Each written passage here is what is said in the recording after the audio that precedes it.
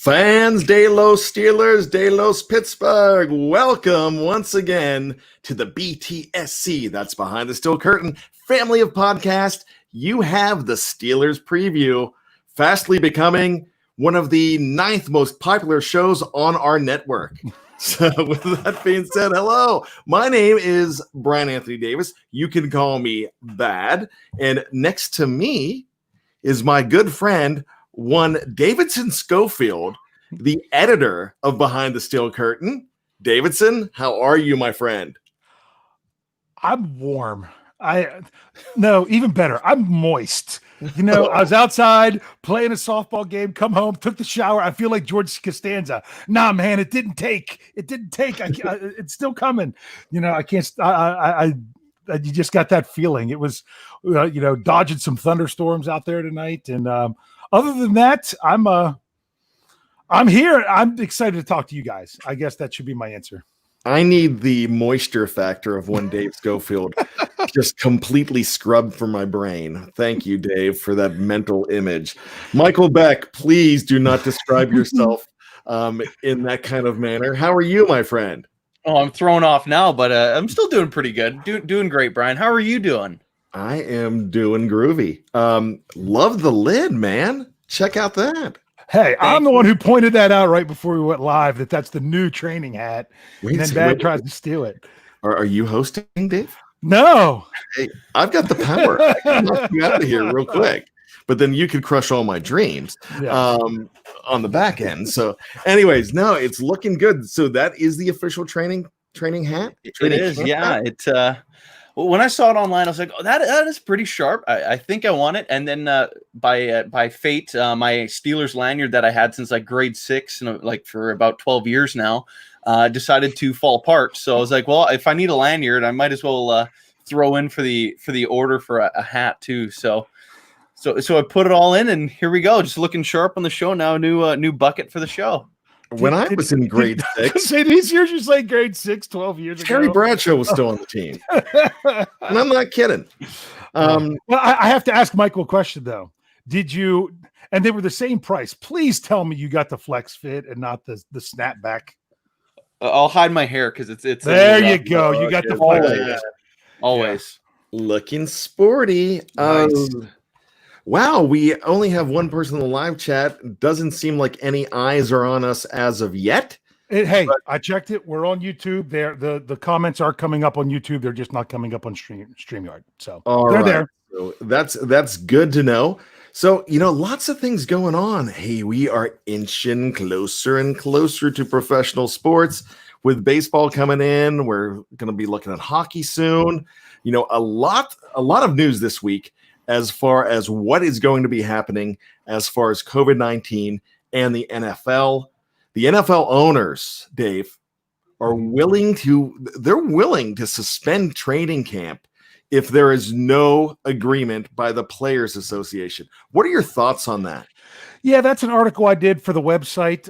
For those of you that are viewing the website, there's a little bit of a different layout right now that we're testing out. We're in the testing phase of trying to give some other NFL news at behindthesteelcurtain.com without, we're keeping all our Steeler stuff as our highlight, but like the right below the top stories is a feed that has like the top NFL news that we're doing some just NFL stories. And that was one that we had on there that came from the Washington Post, had that story out there that the owners are ready to pull the plug if they can't get this together. And this is really interesting. The way it's coming out, is it really a threat or what? And it's not that they're pulling the plug. They're just saying, we're not having players here. We're not having players here. And we'll see what happens. Because ultimately, if they don't have an agreement, maybe Michael will know the answer to this if Bad doesn't. Because I'm going to ask, is there even, will players get paid anything if there's no games unless they come up with this agreement? I think as of right now, I think what would happen is that there wouldn't be any pay. Yeah. If they don't report, then they don't have to be paid. So I think it could be a discretion of the owners at that point if they still wanted to pay their players. But if they didn't want to, I believe they would not have to. Michael Beck, is it threat level midnight for the NFL right now? Is this something that we should be concerned about? You know what? I feel like this is more of like an owner's trying to say, hey, the bargaining chip is still on our side. Because it kind of felt like heading into this, the players had all the power.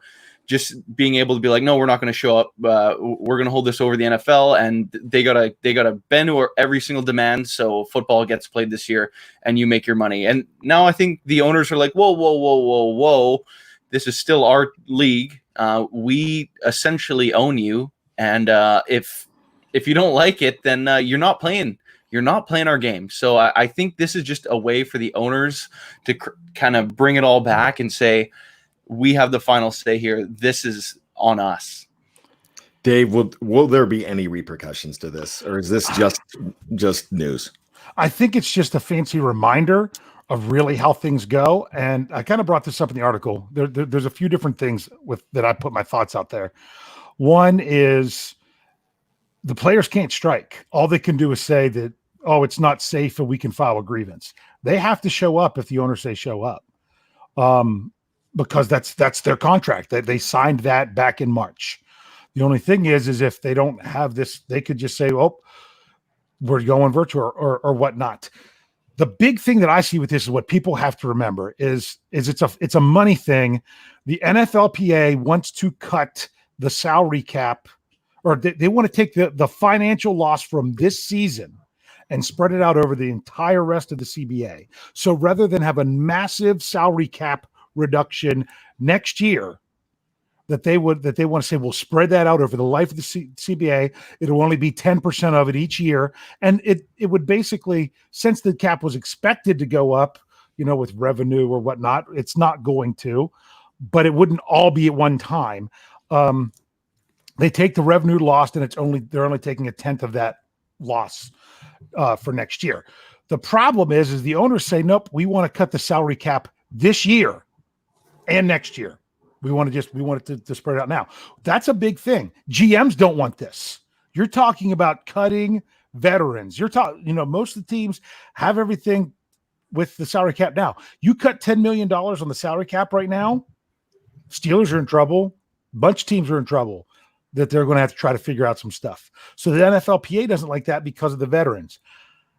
I don't know that the owners want that so bad, but the players are wanting players that opt out to still get paid, partial or fully. They were trying to say guaranteed money is guaranteed even if there's no season.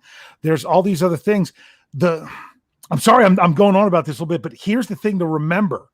It's going to hit a point with the owners where they're going to say, what is worse? Losing revenue because we're still paying players and not bringing in the money, or just not bringing in any revenue by not having a season. I don't think it's that bad, but they're kind of making it seem like it could be that way, that hey, we're better off not paying our players and not making any money than we would be having to pay the players this much and not have the revenue coming in, because they still got TV money. That's very true. Michael Beck, how many losses does Seattle have right now? I believe it's 2. Dave, I just had to. No, what are you talking about? That's not because someone talked a long time. That's because someone wasn't paying attention.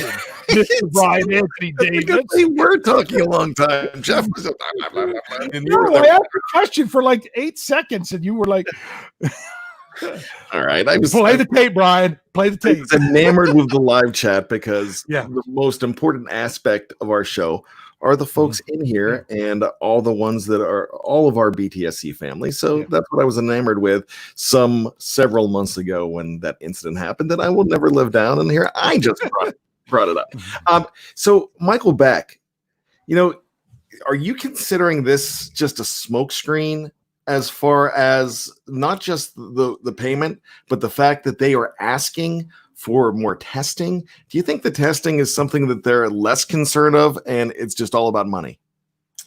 No, I think the testing still is important, especially because we saw it today in baseball. I can't remember the player, but there was one guy that tested positive and he was taken on the lineup for today.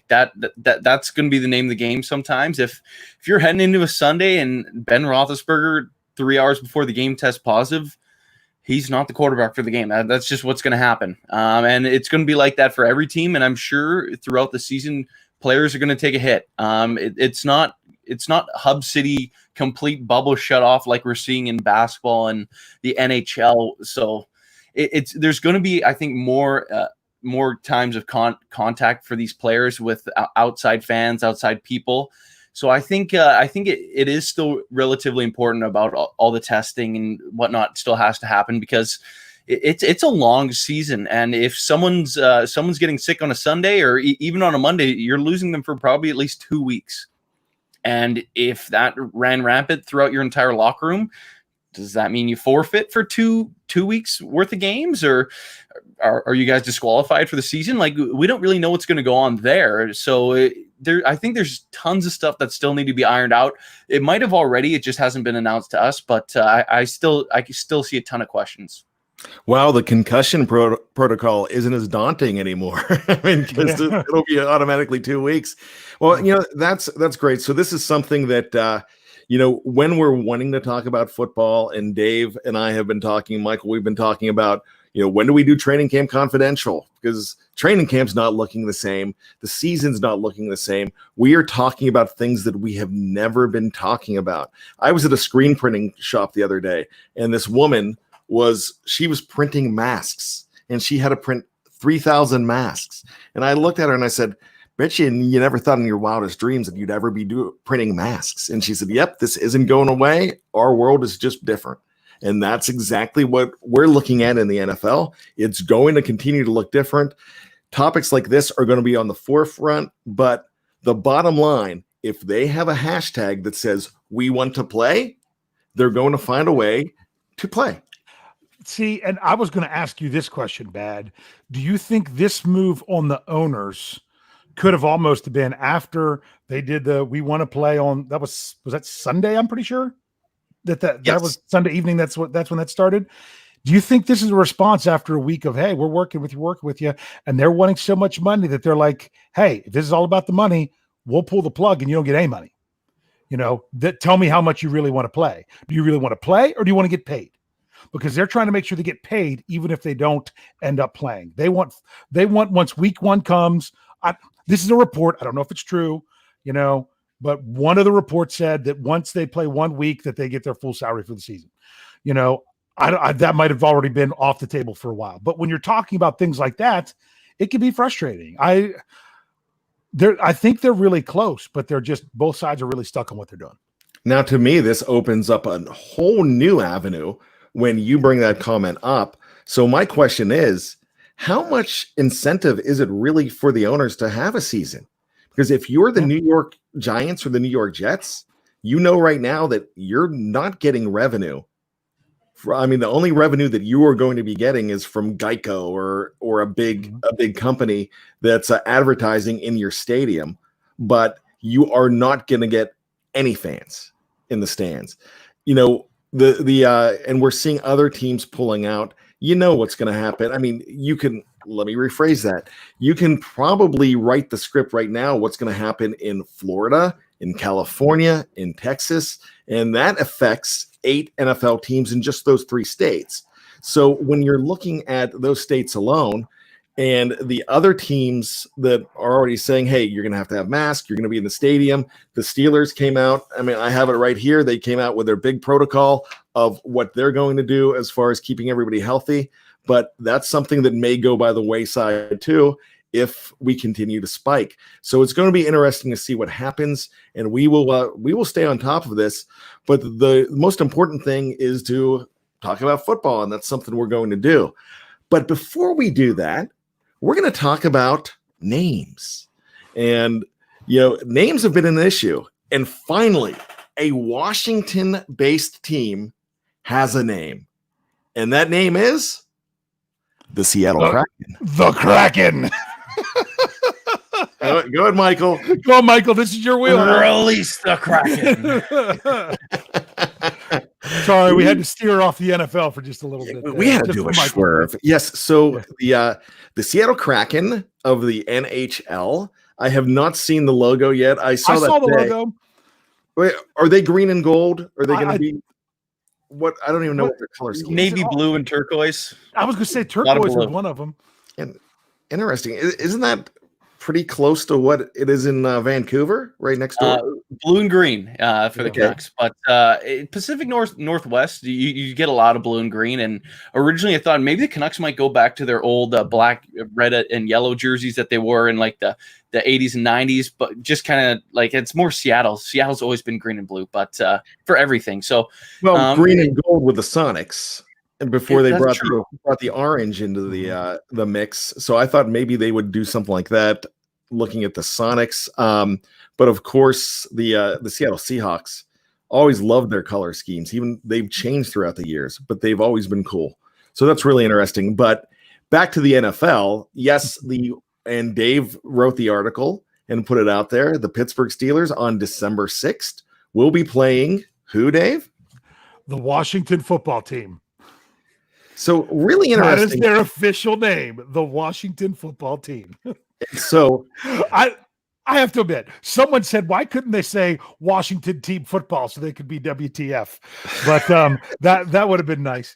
But well, I think Mr. Snyder trademarked WTF years ago with his actions. So, speaking of trademarks, Dave, is this a reaction to that dirtbag realtor that trademarked all of the names? Absolutely. They can't get the name they wanted. Apparently they had kind of decided on one. So now because of that, they're threatening to say, well, we'll just come up with something completely different and you won't get a dime, because he was trying to force them into paying him a bunch of money, I assume, because they were on a tight time schedule. Now they're not. Now they're going with this. This will be the season. Still burgundy and gold. Going to have the burgundy helmets, and replacing the logo on the side will be players' numbers. So I think it could look kind of snazzy, but it could be the year that people like, I'm going to grab some of this merch just because it's the only time we're going to have it. So yeah, who knows if it'll work or not? Like that classic Steagles jersey you have, and the card pit from 44. Michael Beck, let me ask you this. Now, this guy who did this, it's really interesting. He's saying that he didn't do it for the money, which he trademarked him each name for $225 a piece, which I think is just a complete dirtbag move. And he said he was doing it so the Washington franchise does the right thing. So let's get all Canada up in this house. Let me ask you a question. Would we classify this gentleman as a hoser? You know what? I think that's pretty fair. I think we toss around the H word. But yeah, it is kind of smarmy to do. I wouldn't lie to you. It did cross my mind. It was like, could make some money here, but it was like, well, I'm not really going to chase trademarks here. That seems a little ridiculous. If you want to be nice, I guess you could call him opportunistic. But now the team is just like, too bad you're not making any money, and you're out whatever 20 times 225 is. So sucks to be you. So yeah, I guess that's how it goes. Dave, am I being too harsh on this guy? Was this a genius business move, or was this just a dirtbag move? Somewhere in between. It was, hey, you see an opportunity. Ryan O'Toole, love you, baby. He's Harbs' brother there. So yeah, I will say it was kind of a Wang move. In other words, he's trying to find a quick way to make a buck, but you know what? It could come back to say, you know what? We're just not going to do it. You know what they should do? Offer him 2 tickets to every home game for the next 10 years and call it a day, and there you are. But he was probably asking like buku money for it. That's what's ridiculous, because sometimes trademarks do go for that. So hey, no soup for you, buddy. Yeah. Now, Dennis Sheridan, hoser should take off. So a lot of people, a lot of people don't realize what this means, and obviously Dennis does. So there was a TV show in the late 70s and the early 80s, and a lot of people know it from Second City TV. SCTV was almost a training ground. It was a comedy troupe that a lot of them went to Saturday Night Live. I know Amy Poehler was a part of that.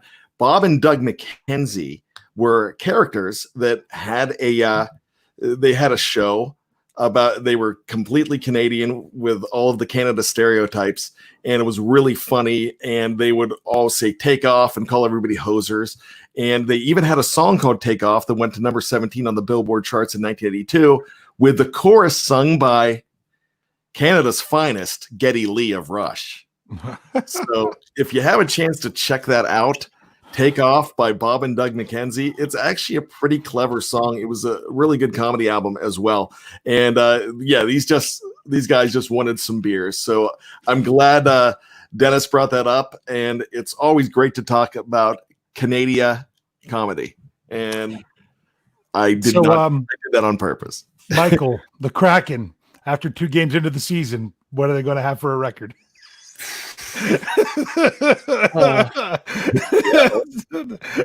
Sorry, I couldn't help myself, Brian. Probably 0-2. I don't know. Yeah, so I guess Seattle will have 2 losses there. One more thing about that: whoever came up with that name is obviously smoking Kraken at this point, because I'm just like, wow. The stadium is going to be known as the Crack House. The fans will be the Crackheads. It's genius. Go to the Crack House. Yeah, it's like, I know a few NFL players in the 80s that spent some time there, but maybe they were ahead of their time. Let's talk some offensive linemen. And I was about to do the segue, Dave. Okay. I'm in the host chair. I know it's so you lost me with crackheads. That was actually the original final tagline in Jerry Maguire. "You had me at crackheads." So here we go.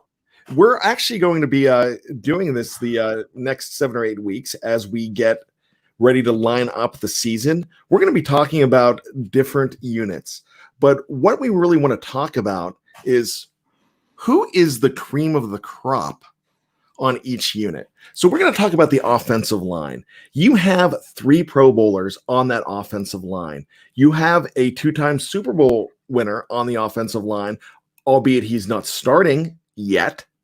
But you have a lot of talent on that offensive line. Then you have 2 3-year men and another 4-year man that are vying for positions on that offensive line. And you've got young talent there as well. So it's a really good mix. But the question here, gentlemen, is who's the most irreplaceable member of the Pittsburgh Steelers offensive line? Michael Beck, we're going to start with you with offensive line experience in college. Dave Schofield, we're going to talk about you. We're going to be talking to you about this as well with offensive line experience. I want to stay out of this as much. I want to moderate and offensive line coaching experience.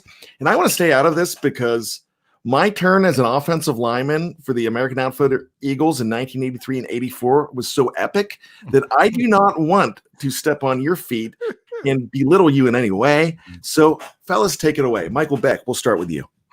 I already see people jumping on DeCastro really quickly in the live chat here. And you know what? That's fair. I would say he is the best offensive lineman on this team. But when it comes to irreplaceableness, if that is a word, I might have just made it up. But anyway, perhaps exactly. Perhaps I'm a little bit biased, but T-shirt idea. I think the center spot, and especially how Maurkice Pouncey plays the game, and the Steelers kind of lineage at that center spot, basically kind of makes him the hardest to replace. Not a whole lot of centers can pull, and I think we've been spoiled by that for 50 years, darn near. But without Pouncey in the lineup, it changes the running game entirely. He's made the entire offense line calls, the pass protection, the run protection, the double teams, everything. He's called it all for the past decade. So losing a guy like that would seriously hurt. It's not really a guy that can be replaced easily, especially someone who's done it for that long and kind of knows the little details of the game and being a pro and being that kind of senior statesman along that offense line. So I'm definitely leaning in the camp of Maurkice Pouncey as being the guy that would be the hardest to replace. Like, you can find guards, like if they're good enough at their job, they don't have to be the most cerebral, But when it comes to a center, they have to make all the calls, and playing guard, you have to listen to the call, even if it's wrong. So I think the biggest brunt to the load here is on Pouncey, and if he's gone, replacing him is going to be the hardest. Dave Schofield, one of the reasons Seattle has 2 positions for Matt Filer, actually not Matt Filer, excuse me, for BJ Finney. And I've just ruined my whole joke. But now that BJ Finney is there, is the fact that he did not adequately replace Maurkice Pouncey in that New York Jets game possibly costing the Steelers a playoff berth? Do you think that backs up Michael's point that Maurkice Pouncey is the most irreplaceable Pittsburgh Steelers lineman? Yeah, that's a very good answer. And it's not the answer I expected him to go with. I expected him to go with somewhere else. So therefore I had another answer in mind because I thought he was going to take the obvious answer. But I could see that argument for Pouncey. When's the last time Wisniewski played center? He's been playing a lot of guard over the last several years. I'm thinking he hasn't played center since he was in Jacksonville. If I remember correctly, I could be mistaken there. So it's been several years. Chiefs, yeah. And I don't think he did for the Eagles either. So I think it was back when he was with the Jaguars. So, and I can't remember which season that was because they all run together because it's not the Pittsburgh Steelers. So I do understand that that's questionable. But because what's interesting is my answer is when it comes to irreplaceable, I don't know that there's anyone on the offensive line that is irreplaceable. It's just more difficult to replace than others. There are other people we're going to find on as we go through this over the next several weeks that are irreplaceable. But I think the Steelers, it would be the obvious answer is it's most difficult to replace David DeCastro. But the thing with that was 2 years ago when he missed a couple games, BJ Finney filled in great at guard for DeCastro when he was out with a hand injury. So that it gets really tricky. DeCastro's the all-pro. He's the most get the most fall off.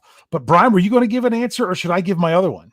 Now I want to hear your answer first. Okay. Well, DeCastro to me is the best offensive lineman and that therefore would be the hardest to replace and probably have the biggest drop off. But I think it would be very difficult to replace Matt Filer because of the versatility he brings to the line, because he's bringing that person that could play guard, that could play tackle and everything else. If you lose Filer, you're really locked in to who's playing where. But at the same time, if you lose DeCastro, you're probably putting Filer in his spot, and that way you lose Filer anyway. So I think those three, I know someone else in the live chat threw up, Big Al that as an answer because of what they have behind him. It's a really good question. And I don't know. I could see the explanation to so many different players for so many different reasons. So this is what we're going to do. I could go ahead and I could give you great arguments for Al Villanueva. I could give you a great argument right now for Maurkice Pouncey, David DeCastro, even Filer as well. It's not going to be one of the new right tackles that has not even because obviously they are replaceable because they could be replaced with one of the other. So it's not going to be them. So what I'm going to do here is I'm going to even throw in another guy and ask you this: is Ramon Foster, who's not even a current offensive lineman, is he replaceable? And I think replaceable. Yes, is he replaceable?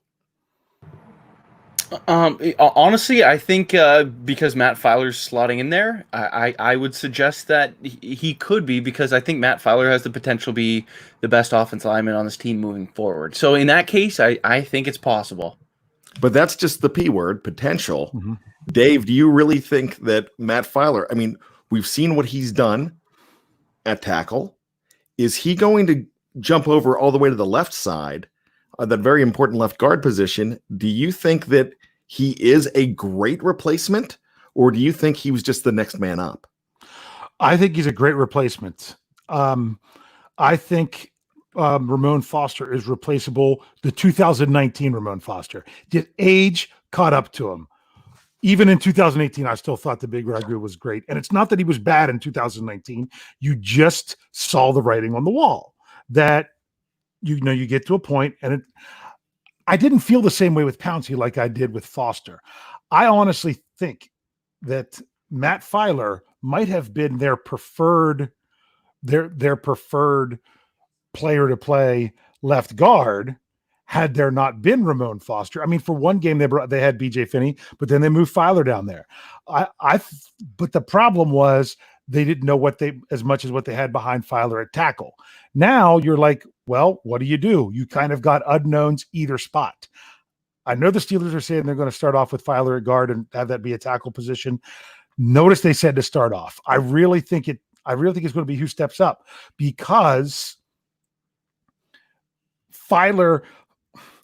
I think Filer would have been better at guard last year than Foster, but Foster was the next best man than the next best option that had to play at tackle.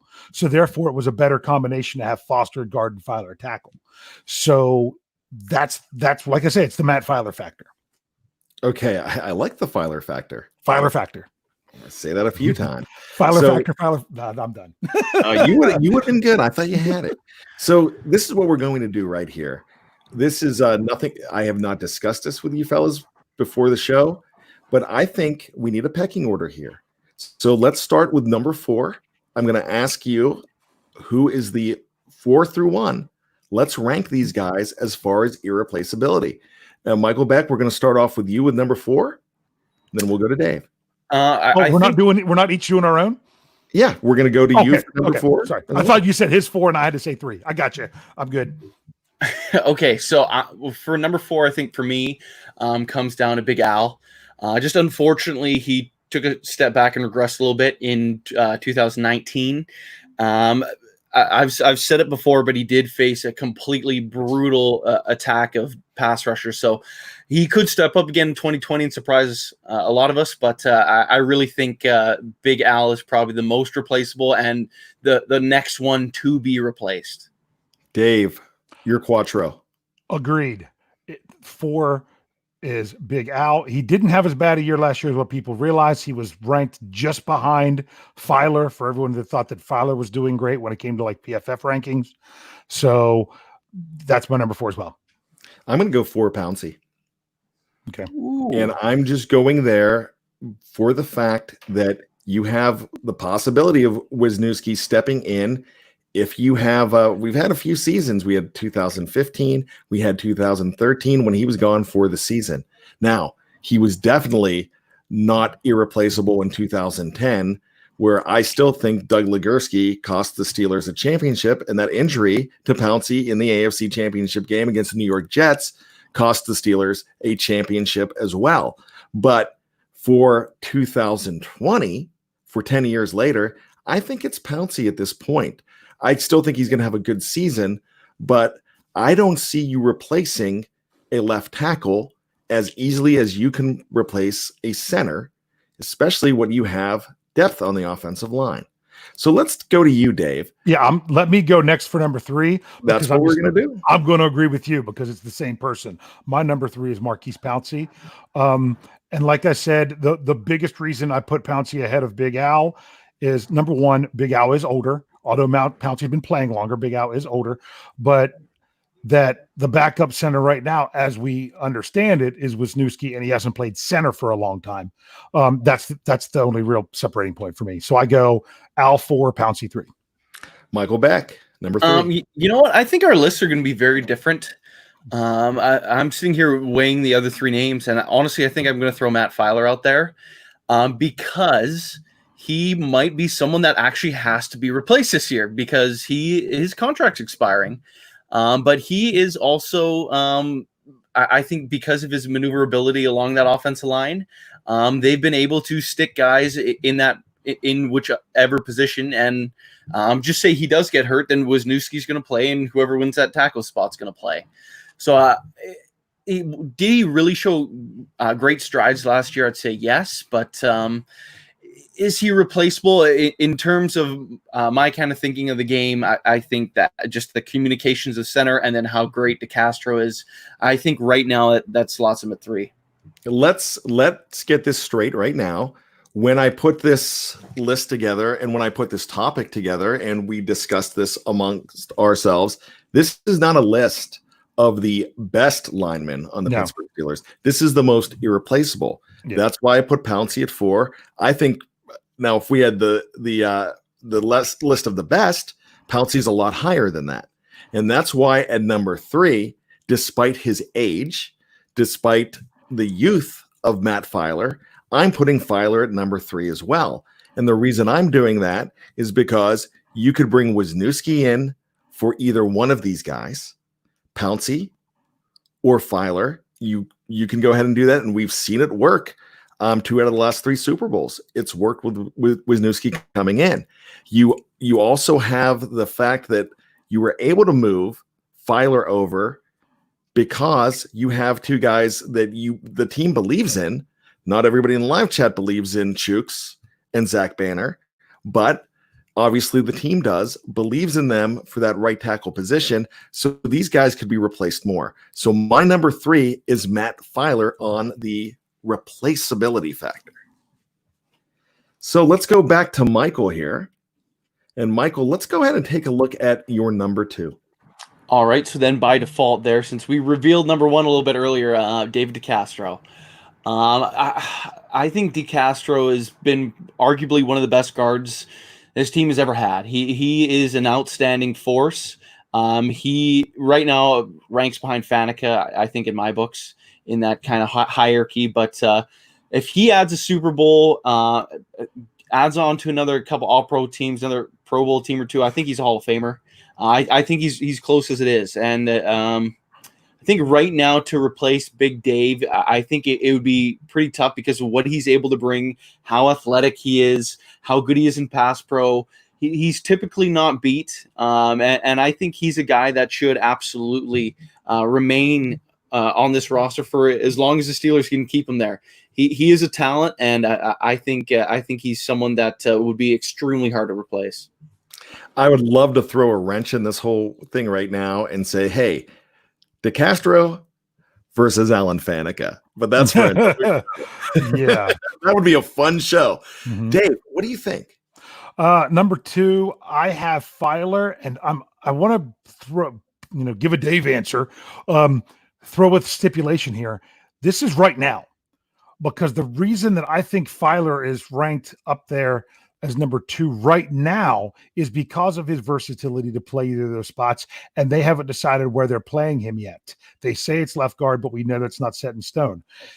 Once the season gets going and you're locked in, and he's more locked into what position he's playing, it might be different because then we know what's going on at other places. But right now, going into camp, if something happened to where when we say irreplaceable, we got to remember the option of players are still going to have a chance to opt out of the season if they have either them or their family members have a reason to do that. So I'm trying to think of like, what happens if someone opted out before the season started? That's how I'm kind of thinking of it now. So I'm thinking of Filer right now, his versatility and how much he helps that line of being able to play any spot. That would be extremely difficult for the Steelers to overcome. So what I'm going to do right now, I'm going to give you my number 2 and my number 1 at the same time, just because it's going to go hand in hand. And the question that I need to ask here is what happens, and let me preface this with, we're comfortable at right tackle with the fact that Chooks going at it with Zach Banner. We've already talked about that. But are we comfortable with the Chooks or Zach Banner at a right tackle? If this was a list of the best, I'm going to go ahead and say David DeCastro all the way. I think David DeCastro, for me, for my money, in Bad's little cranium, he is the best lineman on this team.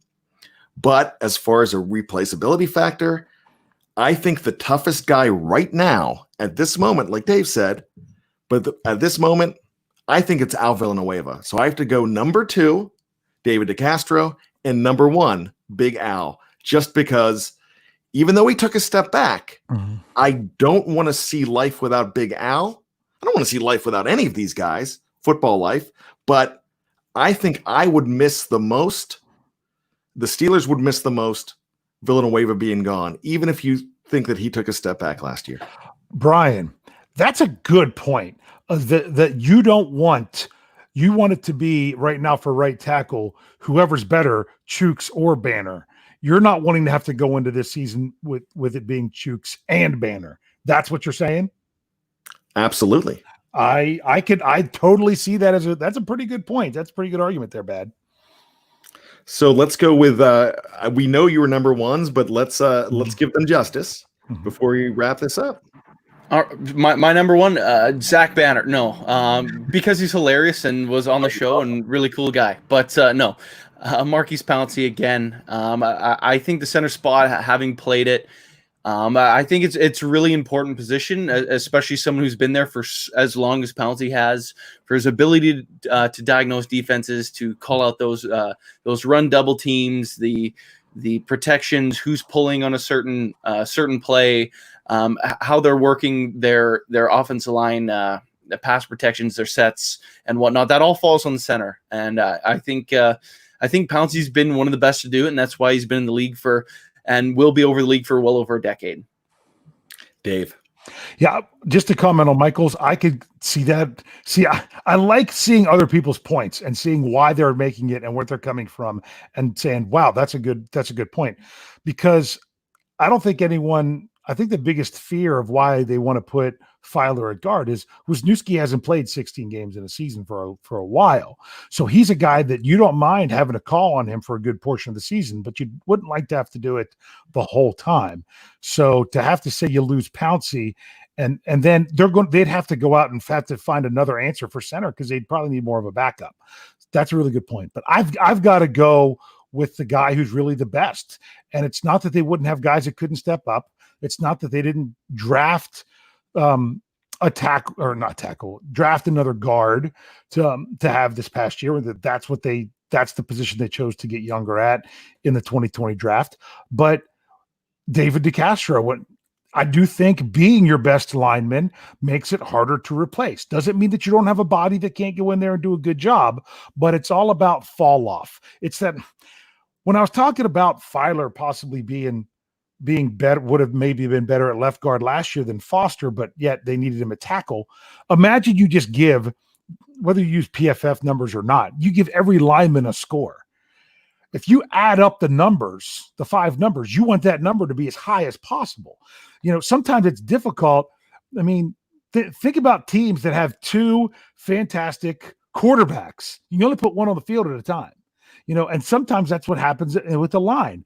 Teams could be struggling to tackle, but they have 3 really good guards. And they're like, we got to keep a good player on the bench while we got to play these 2 scrubs to tackle, but the versatility that the Steelers have, that's what it's all about, getting all those scores out there to be the best. And I think if you lose DeCastro, you're nowhere close to getting as high of a score, adding up the 5 players, if he's the one that's gone. Great answer. And I love the fact that you guys have experience just not only coaching, but playing on an offensive line at a higher level. So fantastic. I'd like to ask the live chat right now, if we had to call one of these guys to put on some weight or get in shape to be on the offensive line, would it be Dave Schofield for the Steelers, or would you want Michael back? So let us know in the live chat who you would be asking to fill in as well. So, gentlemen, the number one thing that I got out of this whole thing is the Steelers are loaded with guys that you don't want to lose. And that is a great problem to have. So I will take that every day of the week and twice on Sundays and maybe a few times on Monday night if we have to. So thank you so much. I think that is an excellent discussion. And right now it looks like Michael, you've got a 2-1 lead, and Lance even got Lance got a vote too, and Kathy wants Dave as the kicker. So really, no votes for me. I'm actually. You didn't even throw your name out there, though. Yeah, but Lance got a vote, but that's only because they want to see him get rolled. So that's not nice. Come on, be nice. But all right, so. Now it is time to, if I could say it in song, let's get trivial. I want to get trivial. Let me hear your brain talk. So it's time for trivia, something we like to do every week. And who's going to kick it off this week? Let's go with Dave Schofield, because this might be 17 minutes worth of fun. Yeah. Mine's offensive line. Mine's Marquise Pouncey and David DeCastro. What do they both have in common with the Pittsburgh Steelers? Not just that they're offensive linemen, but they were selected in the first round of the NFL draft. So we're going to talk about drafting linemen.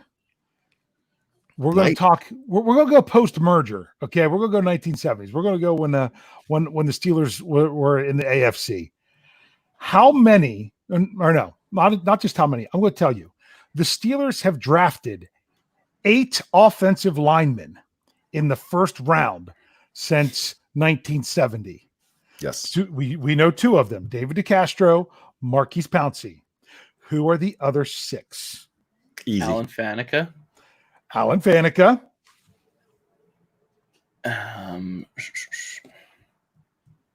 Simmons. That is correct. Kendall Simmons. Those are the 2 most recent. Those are the 2, before DeCastro and Pouncey. Dermontti Dawson. Nope. Dermontti Dawson was not drafted in the first round. He was in the second round, correct, Brian? I think that's yes. Right. Okay. I'm ready to steal whenever you want me to. You can jump in. Okay. I know Bad's going to get this, but this is part 1 of the 2-part question. So go ahead. Jermaine Stevens. Stevens. Yeah. Tom Ricketts, 1989, the second number 1 pick of that year. That is correct. 1986, John Renstra. Yep. And I had the other one in my head, so give me one moment on that. Leon Searcy in 1992. That would be correct. That would be the 8. So out of those, Pouncey was the only center. Okay. But here's what's interesting. Number of games started in the NFL. Now, this is just in the NFL. I'm not going to do it necessarily that it had to be with the Steelers or whatnot, just because it's just easier to figure out. Do you guys have any idea how many Pouncey and DeCastro have started? How many games they're 10 apart. There's a difference of 10 games started between the 2. So they both lost a year to injury early on. I think they rolled into each other's knees. Pouncey started a year before DeCastro, 2010 and 2 years. No, 2009 and 2010. Or 2009, 2011 rather. No, 10 and 12. Oh, something like that.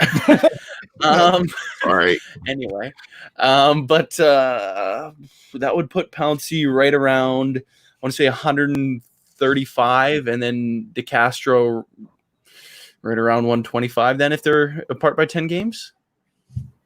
Bad, you go take a stab. Let's okay, like 160. Let's take about 20 away from that. What did you say? 140? I said 135 and 125. Okay, let's go ahead with let's go 130 and actually let's go about 124. I mean 130 and 140. 140 for DeCastro. Oh, I thought you were going to be close if you went 130, 120. It's actually 121 and 111. Wow. Is the number of starts that they 2 have. The only out of those number 1 drafted players, the only one that's played more games than that was Faneca? Obvious. Alan Faneca started 201 games, but there's one other player on that list that started the same number of games as DeCastro. DeCastro have a chance to move ahead of him this year. Who do you think that would be? It would be tough to say Kendall Simmons, but I mean, I know it's not Renstra, Stevens, Ricketts. Searcy wasn't there long enough. Searcy wasn't there, but Searcy moved on. Okay, Searcy. Yeah, Searcy also played 4 years in Jacksonville, where he only missed 1 start in those 4 years. So that's he was a workhorse. He really was. Yep. Well, fantastic. Michael Beck, top that. That was trivial goodness. I wanted to be a little nicer, but I backed up my years a little bit. So from 1990, the Steelers have had 9 Pro Bowl offensive linemen. I want you to name all 9. From 90, 9 Pro Bowls. 1990, 9 Pro Bowls. 1990? Yep. Well, we got the 3 that are still on the team. So there's Pouncey, DeCastro, and Villanueva. Check. So we got 6 more. 6 more. Huh? Dermontti Dawson. Yep. The man we lost yesterday, Carlton Hausorick. Yep. Mm-hmm. Alan Faneca. Marvell Smith. 2 more. Max Starks. Nope. Max never went. No. You're real? Oh, no, because it was him and Marvell, and I knew it was one of the two that it was that got it. So it was Marvell that was the Pro Bowler, not Max. Let's go with Tunch Elkin. Not since 1990. No. Well, he was there in 91, so but he wasn't Pro Bowl. He has to be in the Pro Bowl. Okay. Pro Bowl. Yeah, well, in 1990. Okay. Maybe he hit in 91. So there we go. So we have 2 more. Haskelbig. Terry Long, did he? No, David Little was the guy he's a linebacker. He's the one who hit in 1990. 2 more. John Jackson? Did John Jackson ever make it? No. You know, we just did the no Pro Bowl team, so this is something I should probably know. So from 90, or what decade are we missing from? You got one in the early 2000s and one in the 90s. So okay, early 2000s. That would have been someone protecting Ben right when it what's trying to think. Jeff Hardings. That's what I was going to say. Was it? There you go. I was going to say. I almost said Hastings instead of Hardings. Is what I meant to say, because I was going to say it should have been another center in there. So now we're talking 90s. One guy left. Early 90s. Early 90s. Didn't play a long time with the Steelers. Pro Bowl in the early 90s. Leon Searcy. He never went? No, he never went. Wasn't a center, either a guard or a tackle, maybe both. Oh wow! He's hinting at a guard and a tackle. Early 90s. That would have been middle and high school for me. So early, that would have been middle school. Very romantic name, especially if you lived in Jacksonville. There you go. Love. Yes. I did not realize Duval went. I never thought he was. I didn't realize he was a pro. I knew he was pretty decent. 1 year. I never realized he went to the Pro Bowl. I think it was his first year in Pittsburgh.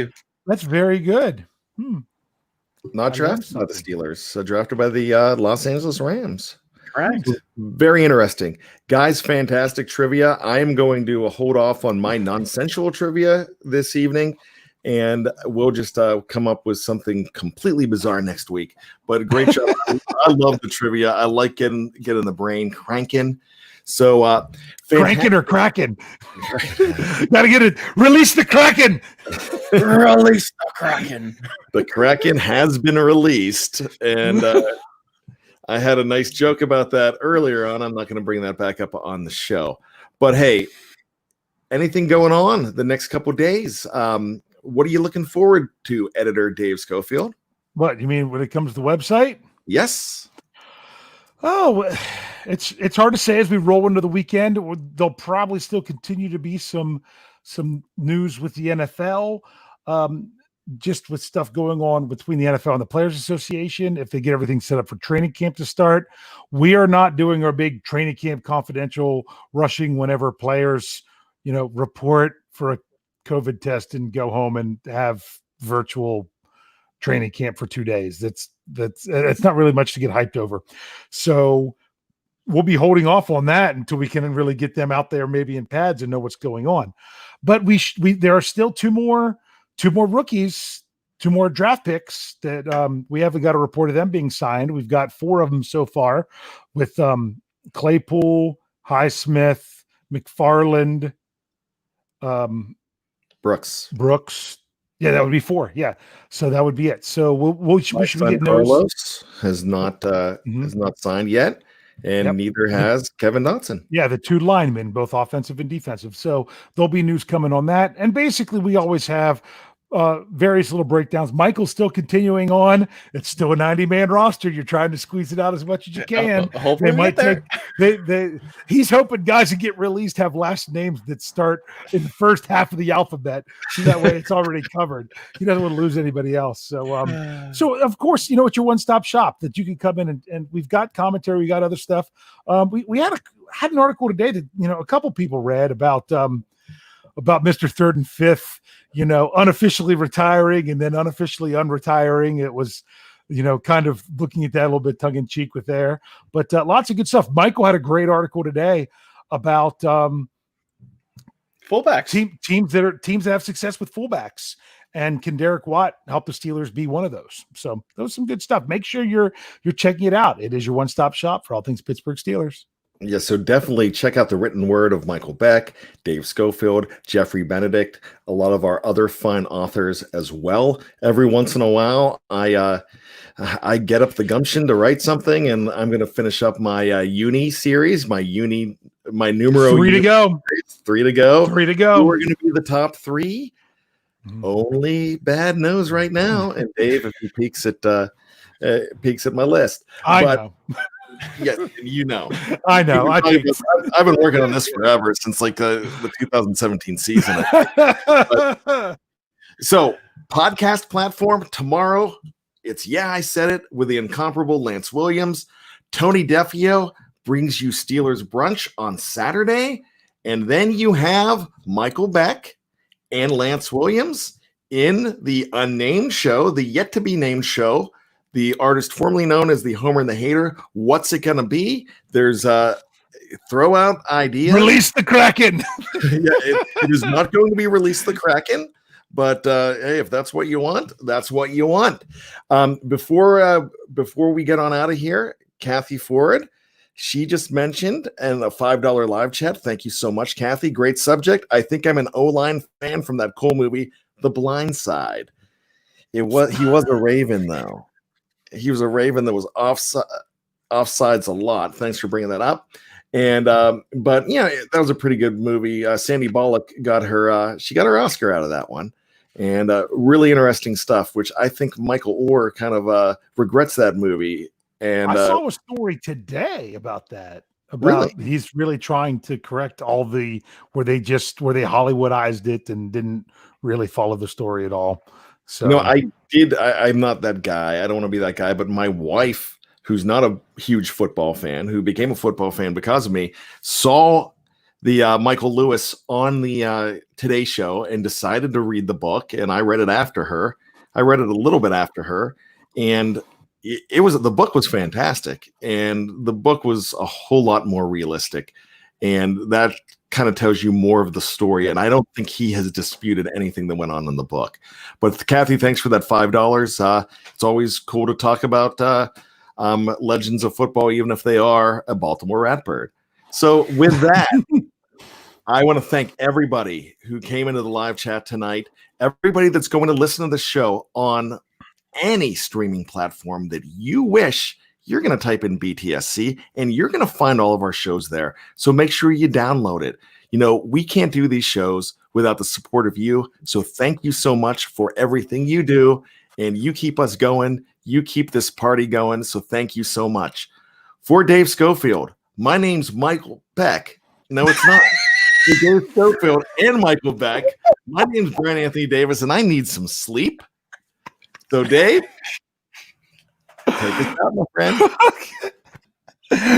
We got to thanks for joining in tonight. Make sure you tune in, tell a friend, and subscribe. We'll catch you all next